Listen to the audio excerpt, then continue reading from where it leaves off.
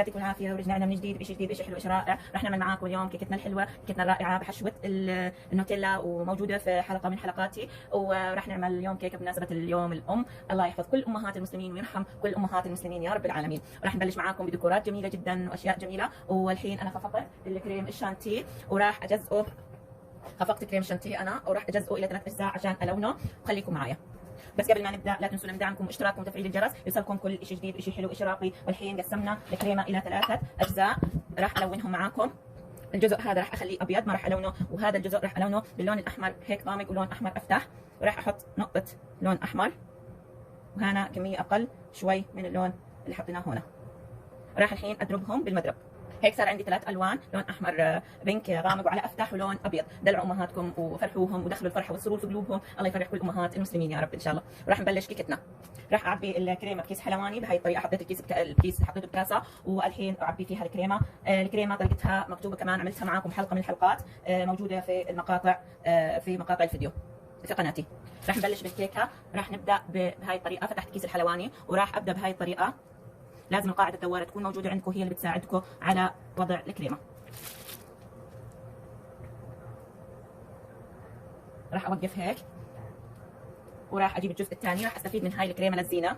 الحين حطيت الجزء الثاني الأفتح، راح أبلش أحطه كمان على الكيكة. هيك حطيته. راح أجيب الحين الجزء الأبيض ونبلش باللون الأبيض نفس الحركة. نعمل نفس الحركة هيك. بعد ما وزعت الكريمة كلها على الكيكة راح أمشي عليها بهاي الأداة بهاي الطريقة. بسم الله. شوي شوي امشوا عشان ما بدنا الخطوط تخربط على بعضها.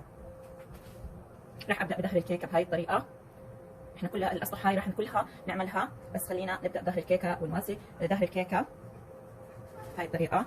راح الحين نستخدم هاي الاداه بعد ما سخناها بمي سخنه ونمشي عليها بهاي الطريقه، نملس الكيكه عشان تطلع لنا ناعمه وجميله ما فيها اي فقاعات واي. هيك خلصنا تغليف كيكتنا وراح نحطها بالثلاجه. نظافه الشغل وترتيب الكيك وترتيب الشغل هو احلى حاجه في الكيك بصراحه. راح الحين ادخلها في الثلاجه لمده هيك ربع ساعه او 10 دقائق، بس امسك الكريمه عشان نوريكم الديكورات اللي راح نحطها عليها. هيك بعد ما طلعنا كيكتنا من الثلاجه بدينا في مرحله التزيين. عادي هذه اشياء الكيك الباينه الحين بغطيها كلها بالتزيين. الحين راح احط هاي، ما راح، هاي عباره عن تغريسه بس انا شلت التغريسه مش حابه ادخلها هيك. راح احطها على الكيك هاي الطريقه. حطيتها هيك على ظهر الكيك، على وجه الكيك، سوري امي الحبيبه. وراح نبدا تزيين كيكتنا. وهيك كريمتنا حطيناها في على قوالب مختلفه بهاي القوالب. وراح ابدا بالتزيين. الحين ابدا نقول بسم الله. نحط اول ورده هيك، نوزعهم هاي الطريقه.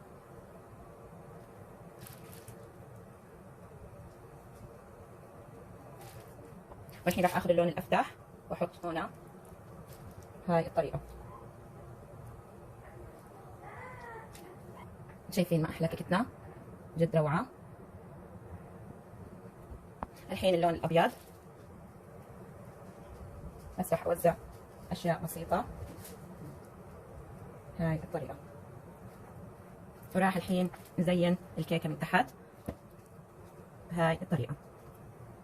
وراح الحين نزينها التزيين الاخير بالحبيبات الذهبيه عشان كلمه امي الحبيبه باللون الذهبي. راح الحين نحط هيك نتركها بس.